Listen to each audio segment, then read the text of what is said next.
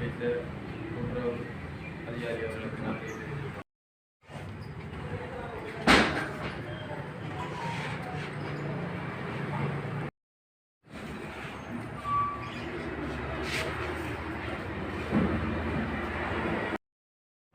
கிளைக்குழுக்கள் சார்பில் முதலாவதாக குருக்கள் மடம் கிளைக்குழு தலைவர் அவர்களை அல்லது கிளைக்குழு சார்பாக அவர்களை ஏற்றி வைக்கிறார்கள்.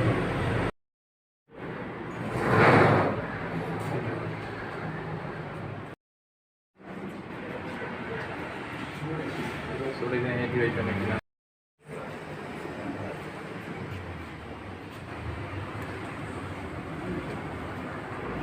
சுடரினை ஏற்றி வைத்ததற்கு நோக்கில் அழைத்துக் கொண்டு அடுத்த சுடரினை சேத்தாத்தி கிளைக்குழு சார்பாக ஒரு ஏற்றி வைக்குமாறு கேட்டுக்கொள்வோம்.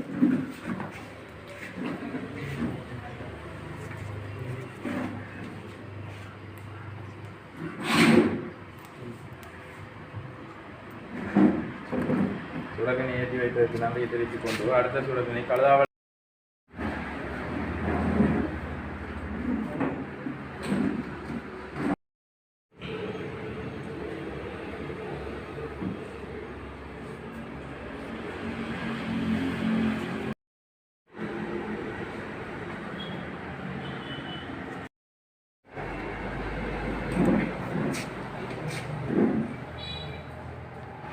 அடுத்த சுடரினை களவாஞ்சிக்குடி 16 கிளையைச் சேர்ந்த ஒருவர் ஏற்றி வைக்குமாறு.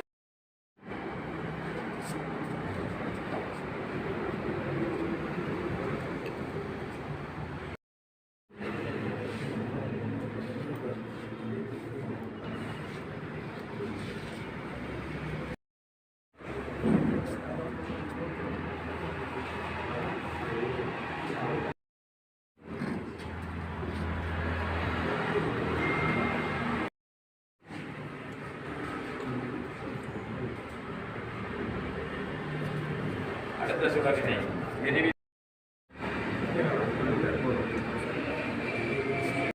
பண்ணுறதுக்காகத்தான் ஒரு அரை மணித்தியான பிந்தினதை ஒரு சின்ன பேக்ரவுண்ட் இல்லாத ஒரு 10 நிமிஷத்துக்குள்ள வந்துடும்.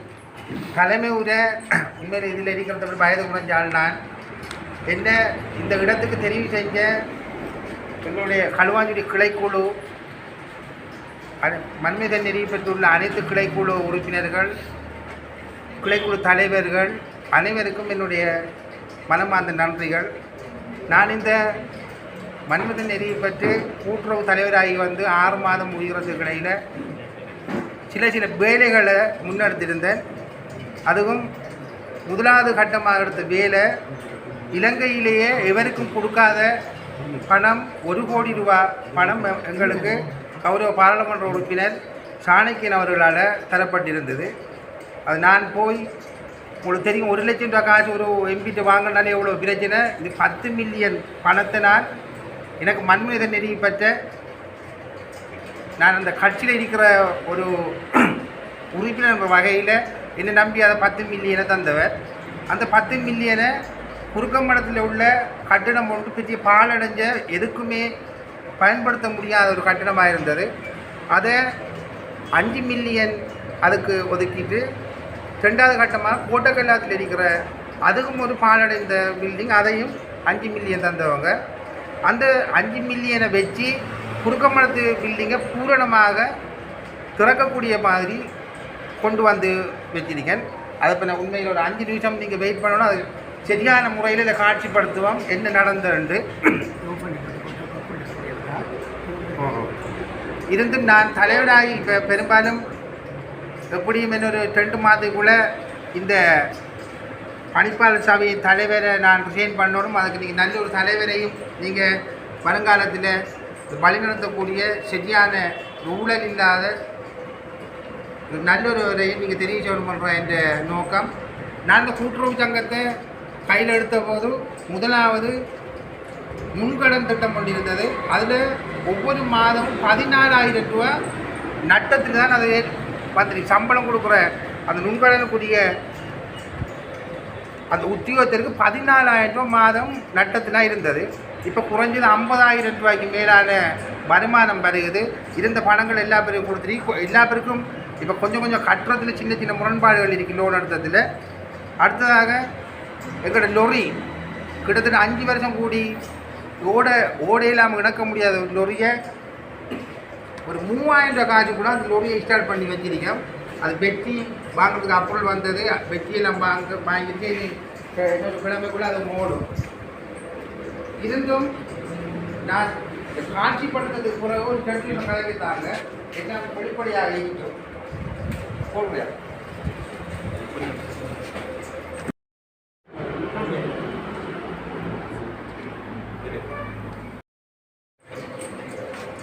சரி ஓகே.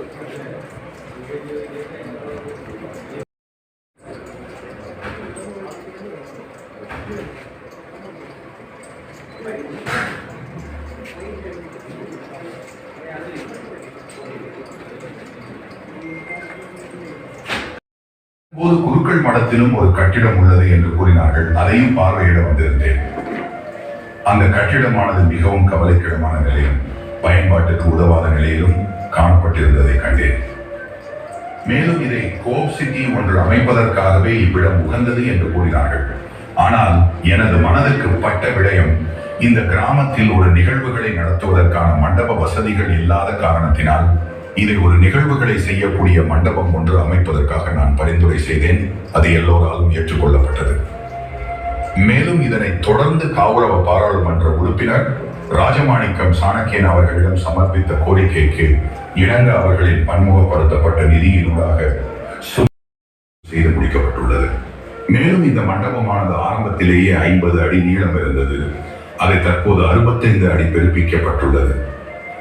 இதனால் சுமார் 13 லட்சம் ரூபாய் இலாபமாக மீதப்படுத்த முடிந்தது. அந்த பணத்தினையும் தன்னலம் பாராது பிறர் நலம் கருதி தனது சொந்த வேலை போல் அடையாத நிலையில் திருமண நிகழ்வுகள் செய்ய முடியாத சூழல் உள்ளது. இதனால் சுமார் 6 லட்சம் ரூபாய் வருமானம் இழக்கப்பட்டது.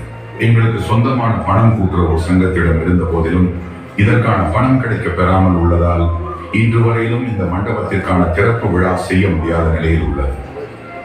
பிரதேச செயலகத்தினால் 2 ரஷ்களுக்கான பணம் மாத்திரமே வழங்கப்பட்டது. ஆனால் கட்டிடத்தின் உறுதியை பாதுகாக்கும் வகையில் 5 ரஷ் போடப்பட்டுள்ளது. மேலும்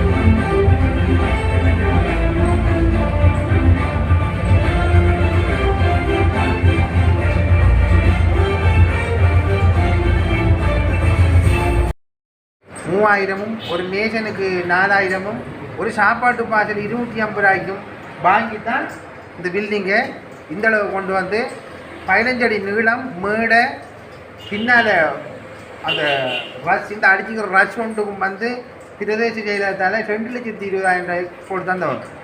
நாங்கள் 3 ரஷ் அதை திரும்ப மேல் மிச்சமாக இருந்த ரஷை வெட்டி ஃபுல்லாக செஞ்சு அது 13,20,000 அதிலே போட்டு எல்லா வேலையும் முடிச்சிருக்கேன். இப்போ உங்களுக்கு தெரியும் சட்டம், ஒரு கலாச்சார கோடு இதை ஒன்று துறக்குறோன்னா 2 மலசல கூட வசதி வேணும், உடைமாற்று அறை வேணும், அடுத்தது வளர்ச்சி மதுக்கட்ட வேணும். நாங்கள் எங்களோட சீரியோ ஊடாக என்னென்ன இந்த கோஆப்ரேட்டிவ் சட்டம் ஏதோ அந்த சட்டம் நடைமுறைக்கு ஏற்ற மாதிரி என்னென்ன தேவையோ ஆவணங்கள் என்ன வேணுமோ அவலத்தையும் சமர்ப்பித்து கிட்டத்தட்ட 3 மாதத்துக்கு முந்தி எங்களுடைய மட்டக்களப்பு தலைமை காரியாலயத்துக்கு நாங்கள் சரியான முறையில் இந்த மலசல கூடம் வளர்ச்சி மதில் கட்டத்துக்குரிய அனைத்து ஆவணங்களையும் சமர்ப்பித்திருந்தோம். இருந்தும் 2 மாதத்துக்கு முந்தையே நாங்கள் ஒரு எங்களோட அரசாங்க உத்தியோகத்தர் ஊடாகத்தான் நாங்கள் சட்ட ரீதியாக அனைத்து ஆவணங்களையும் சரியான முறையில் அனுப்பி இன்னும் 2 மாதம் முடிஞ்சு அதுக்குரிய எங்களுக்கு வந்த பதில் கடிதம் குறைஞ்ச ஒரு எத்தனை நாள், ஒரு கிழமைக்குள்ள வந்திருக்குது. பொதுக்கூட்டத்தை வரலாம், அந்த பொதுச்சபையை கூப்பிட்டு தான் நீங்கள் முடிவெடுக்கணும்.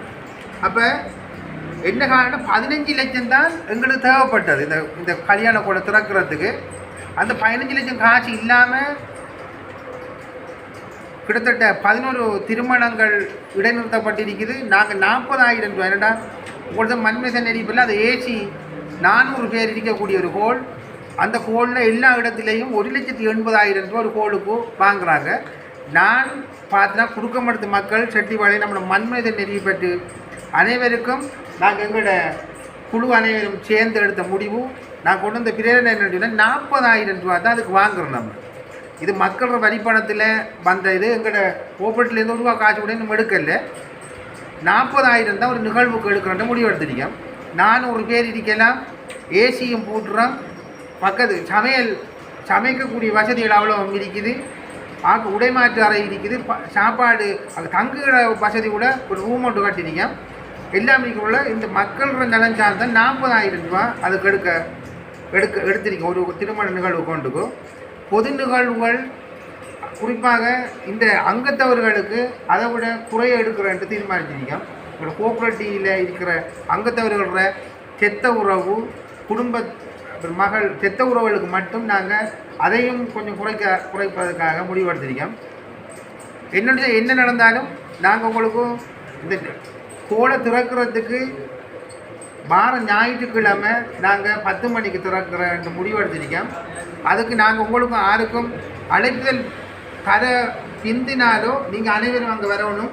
அதை என்னுடைய கோரிக்கை. அது இந்த 45 லட்சத்தை பற்றி முற்று முழுதாக 1 கோடி ரூபாய் வேறு அந்த கோடை உங்களுக்கு தெரியும். அந்த கோடை பிரிகிறண்டா 65 அடி நீளம் 40 அடி அகலத்தில் கோடை செய்யறா 40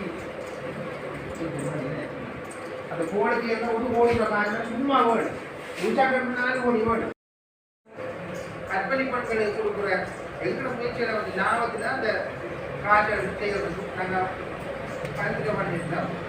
அதுக்கு எங்களுக்கு 15 லட்சம் ரூபாய் தர மறுத்த எங்களோட அரச ஊழியர்கள் எங்களோட கிட்டத்தட்ட அது மறுக்கப்பட்டபடி நாங்கள் கம்ப்ளைண்ட் பிரதிநிதியோ இல்லை இந்த சமுதாயம் இந்த கோஆப்ரேட்டிவ் உயர்ந்துகள் பண்ணுறது தெரியாது. ஆலயம்பதி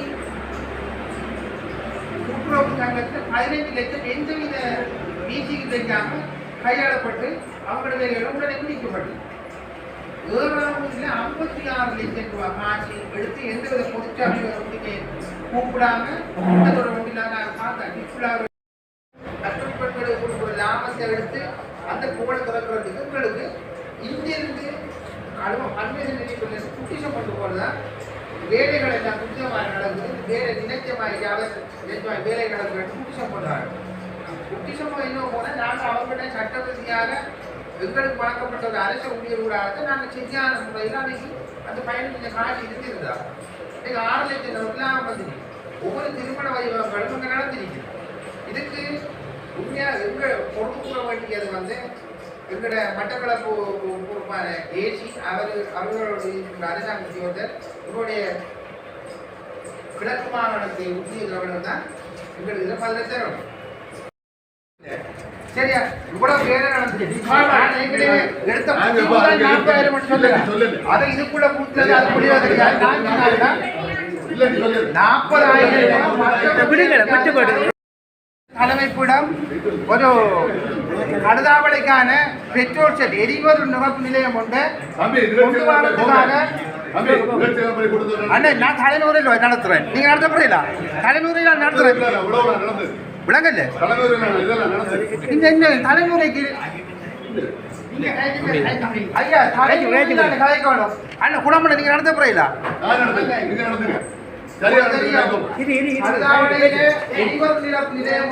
வந்தது எங்களுக்கு சொந்தமான கடவாஞ்சி கருதாவளை முன்னிட்டிருக்கிற இடத்தில் அந்த எரிபொருள் நிரப்பு நிலையத்தை நாங்கள் அமைப்பதற்கு எங்களுக்கு தெரிஞ்சதில் நான் ஏற்கனவே இருந்த ஜிஎம் அவர் கழுதாவுடைய புறப்படமாக இருந்தவர்.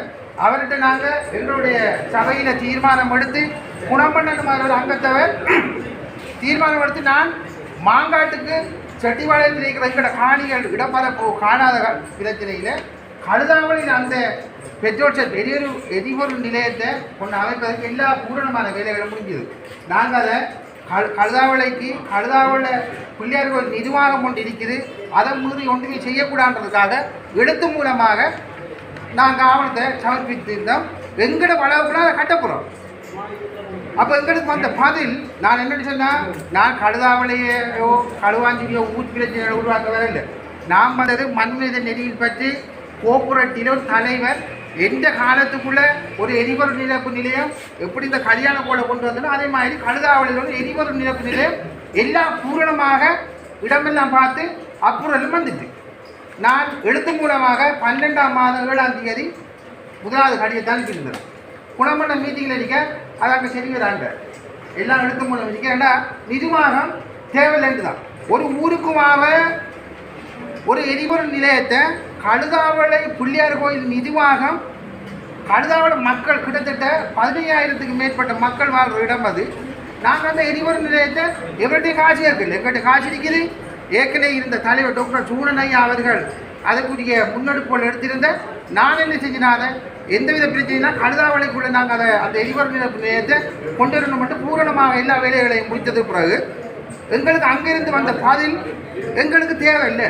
நான் உண்மையில் நான் சொன்ன எங்கள்கிட்ட ஏற்கனவே இருந்த எங்களோட முகாமையாளர் அவர் கழுதாவளையில் இருந்தவர் அவர்கிட்ட சொன்னால் கழுதாவளை ஊர் மக்கள் அவ்வளவர்கிட்ட இந்த மெசேஜ் போகணும். கழுதாவளையில் அலௌன்ஸ் பண்ணி அவங்களோட முகப்புத்தகத்தில் போட்டு எல்லா ஆடிய சூடாக அவங்களோட கோயில் நிர்வாகம் அனைவருக்கும் நீங்கள் லெட்டர் அடிங்க. அவர் ஒரு 2 ஆடியன்ஸ்ட்டை மட்டும் கொடுத்துருக்கார். அடுத்தது பிள்ளையார் கோயில் தலைவரிடமும் அதில் கொடுத்துருக்காங்க. அதில் மீட்டிங் ஒன்று நடந்துருக்கு. ஆனால் இன்னும் கழுதாவளையில் வசிக்கிற ஊர் மக்கள் ஒருத்தருக்கு தெரியாது இப்படி ஒரு பெட்ரோல் செட் வந்தது. ஏன் கோயில் நிர்வாகத்தால் தான் அது நித்தாட்டப்பட்டது. அது தேவையில்லை தான் தந்தவங்க கடிதத்தந்து கோயில் நிர்வாகத்தால் லெட்டரில் கோயில் நிர்வாகம் அவளை சேர்ந்து தேவையில்லைண்டாங்க. நாங்கள் கொண்டு பேசிக்கிறோம். அந்த அது இப்பையும் பெண்டிங்கில் மாங்காட்டுக்கு தான் நாங்கள் அந்த பெட்ரோல் செட்டை அதை நாங்கள் அமைப்பதற்கு ஒரு முடிவு பண்ணுறது 2 கிடமா இப்படி தான் இருக்குது. 2 பேர் காணியாக காணாமல் இருந்தது. அப்புறம் நாங்களே போய் நான் நேரடியாக எங்களை பல அந்த அவங்க பெண்கள் தான் அந்த கழுதாவில் அந்த எங்களை பின்னால் இருக்காங்க.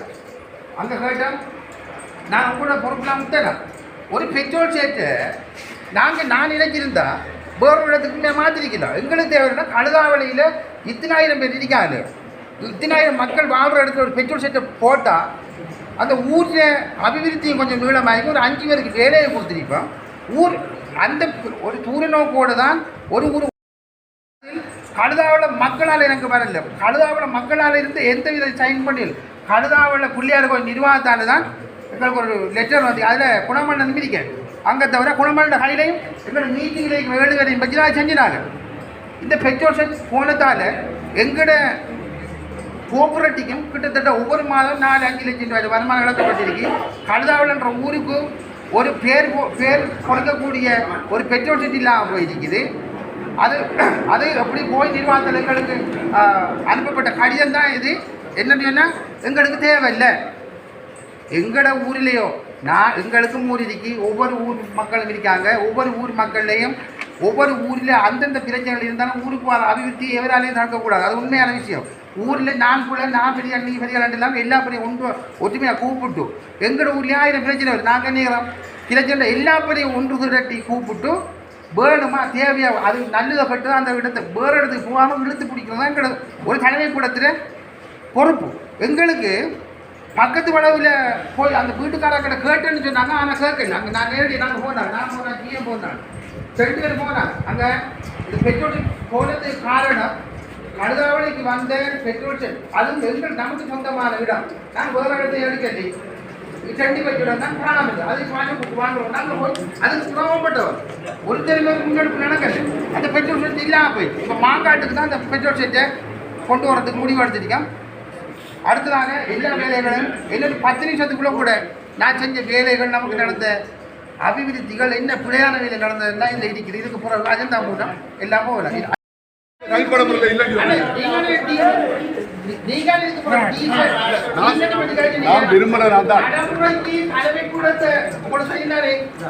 நீங்கள் 1000 கூட்டம் நடத்தீங்க. பெட்ரோலியம் பரிசோலை தரும். இது ஒரு பசரம் பாவிச்சீங்க. குணமாண்டனு இல்லாட்டி வந்தவர் தேவையில்லாட்டி வந்தவர் நான் தேவையில்லாட்டி சொல்லல. ஓம்பட் தான் போறேன். ஆனா என்ன பிரச்சனை பெட்ரோலியம் கோபரேட்டிவ் சாமி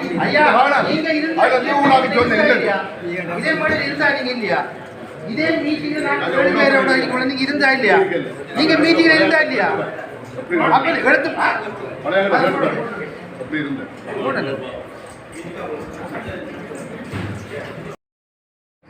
எனக்கு தெரியாது. ஏனென்றால் பாராளுமன்ற பொதுக்கூட்டம் ஒன்று கூட்டப்படுவதற்கு 21 நாளைக்கு முன்னர் உங்களுடைய பிள்ளைகளுக்கு வந்துட்டு முன்னறிவித்தல் கொடுத்தவர் அநேகமா ஜிஎம்ஆ இருந்தாலும் தான் இருக்காங்க. இந்த வலது பக்கத்தில் ஒரு ஜிஎம்ஆ இருந்தவர், இடது பக்கத்தில் இருக்கிற சேகா இருக்கிறார், அங்கே முன்னுக்கு இன்னொரு ஜிஎம் இருக்கிறார். எல்லாம் இந்த சங்கத்தில் ஜிஎம்ஆ இருக்கிறார். அதை விட எக்ஸ்பீரியன்ஸாக இந்த சங்கத்தில் வேலை செய்த பல பணிப்பாளர் சபை உறுப்பினர்களாகவும் பணியாளர்களாகவும் இருக்குது. அது கொடுக்கப்பட்டு உங்களிடமிருந்து முன்மொழிவுகள் பெறப்படவும் அதற்கு பிறகு சங்கம் தீர்மானிக்கும். எல்லாத்தையும் தீர்மானிக்க தேவையில்லை. அங்கிருந்து வருகிற அபிவிருத்தி திட்டங்களை வைத்து சித்திர மணிக்கு தலைவர் தலைமையில் என்ன இடத்துல இந்த பொதுச்சபை கூட்டம் நடைபெறும் நிகழ்ச்சிகள். அந்த நிகழ்ச்சிகள் உங்களுடைய இயக்குநர் சபை கூட்ட அறிக்கையில் எழுதப்படும். அதுக்கு பிறகு உங்களுக்கு இயக்குநர் சபை கூட்ட அந்த நிகழ்ச்சிகளுடன் பொதுச்சபை கூட்ட நிகழ்ச்சிகளுடன் அனைத்தும் இன்றைய வடாத பொதுச்சபை கூட்டம் அவசரமாக கூட்டப்பட்டிருக்கின்றது நான் நினைக்கின்றேன். இன்றைய நான் சந்தோஷப்படுகிறேன். நான் வந்து தெரிவு செய்த ஒரு இயக்குநர் சபை நான் பயந்து கொண்டுதான் போனேன். என்ன நடக்கப் போகுதோ எது நடக்கப் போகுதோ அனுபவமானவர்கள் இருக்கிறார்கள், அனுபவம் இல்லாதவர்கள் இருக்கிறார்கள். ஏதோ உலகமுடைய நாட்டின் சங்கம் சிறப்பாக நடைபெறும் நினைக்கிறேன். தலைவர் அவர்கள் தன்னுடைய அயரான முயற்சி காரணமாக கௌரவ பாராளுமன்ற உறுப்பினர் ராசமாணி கிருஷ்ணாநிதி ஐயா அவர்கள் இந்த சங்கத்துக்கு 1 கோடி ரூபாய் நிதியை கொடுத்தார். கொண்டு வந்த போது உடைய திருநாவுக்கரசு ஐயா அவர்கள் இவருடைய முன்னாள் உதவி ஆணையாளர் தங்கவேல் ஐயா அவர்கள் வந்து இந்த நிதியை இப்படி வந்திருக்கின்றது, இதை உங்களுடைய டெக்னிக்கல் ஆபீசர்ஸை கொண்டு இந்த வேலைகளை செய்ய வேண்டும்